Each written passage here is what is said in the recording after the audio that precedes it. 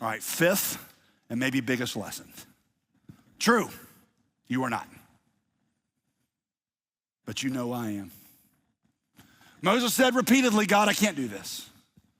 And let's be honest, y'all, he had good reason to say that, didn't he? He had personal failures. He'd killed an Egyptian. That's a hard thing to come back from. He had personal disabilities. He had a speech impediment. That is not an auspicious beginning for a preacher. He had personal doubts. Others had been really critical of him, and their words had wounded him deeply. And when Moses brought all those things up to God, God said, yep, that's all true. I am more than all of those things. And from this point on, Moses, it is not about who you are, it's about who I am. You know, interestingly, Moses' insecurities kept him from seeing how God had actually specially prepared him for the task he had for him, right? And you think about it. For 40 years now, Moses had led sheep through that wilderness, the very wilderness that he would one day lead Israel through on their way to Egypt. That means he knew where all the water holes were. It means he knew where all the danger spots were, where the mountain passes were. In the Egyptian palace, Moses had learned how to set up a government, how to write laws, how to organize large groups of people. Most Hebrews could not read or write, at least very well. God had given Moses special training in all of that so that one day he could write the 5 books of the Bible that we call the Pentateuch. In many ways, y'all, this burning bush is supposed to be like Moses' Karate Kid, Mr. Miyagi moment. Remember that? Where Daniel's frustrated that Mr. Miyagi has made him do all this manual labor and he's yelling at Mr. Miyagi and Miyagi suddenly goes, sit on the floor. Daniel does it, realizes that all this seemingly useless labor has given him the skill to become a karate champion. And somehow Mr. Miyagi has transformed him into a black belt in like 3 weeks, which is amazing, right? Through manual labor.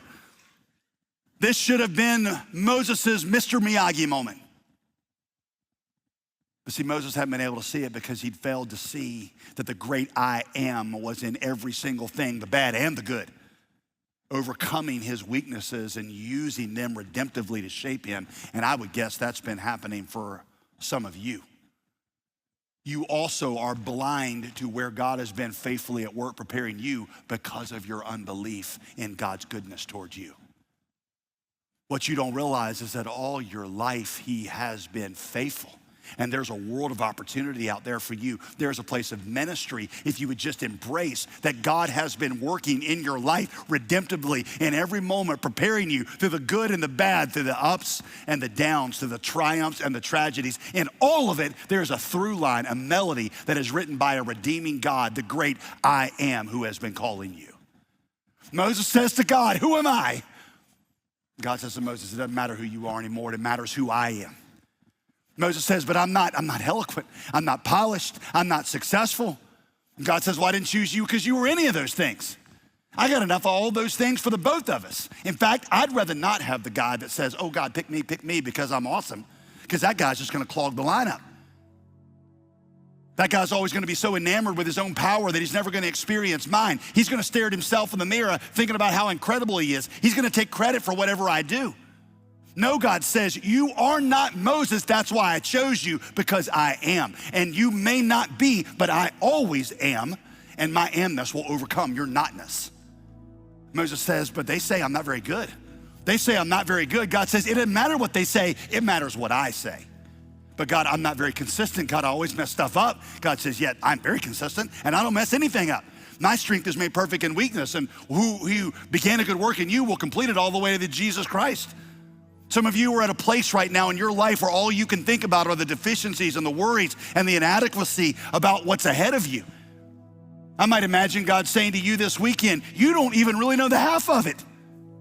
You're a lot more insufficient than you think you are. You're so weak and small, you can't even guarantee you'll be alive tomorrow. In fact, you're so weak and small that for you to make some guarantee about tomorrow is a foolish and sinful boast of pride, James 4.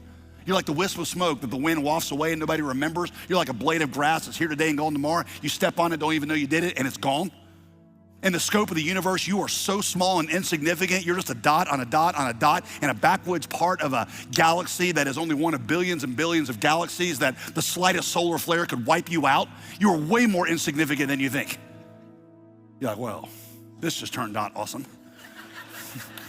That makes me feel very small and very insignificant. You know, listen, like Louis Giglio says, I'm not trying to make you feel small. I'm trying to tell you that you are small. That's a huge difference. I'm trying to get you to see that you are not, but it doesn't matter because he is I am. And so you need to apply his I am name to wherever you feel broken, wherever you feel insufficient. God, who could possibly be smart enough to figure all this out? I am. How am I supposed to know which way to go, God? I am.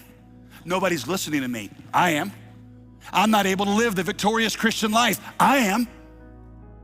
There was only one person, in fact, who could ever actually live the Christian life, and he was so good they named it after him.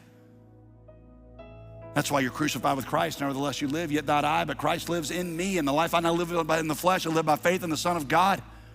Well, God, I'm 50 years old and I feel like I'm starting all over. I am. My marriage is crashing. I don't know where to turn. I am. Everybody thinks I can't do it. I am.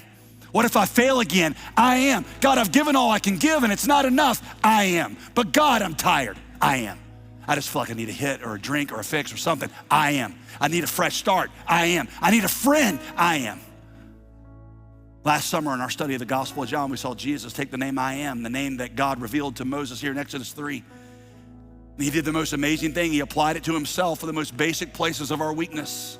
To the unrighteous, Jesus said, I am Yahweh, your righteous covering. To the powerless, Jesus said, Yahweh, your defense. To the empty, he says, Yahweh, your fullness. To the dead, he says, Yahweh, your resurrection. To the defeated, he says, Yahweh, your hope.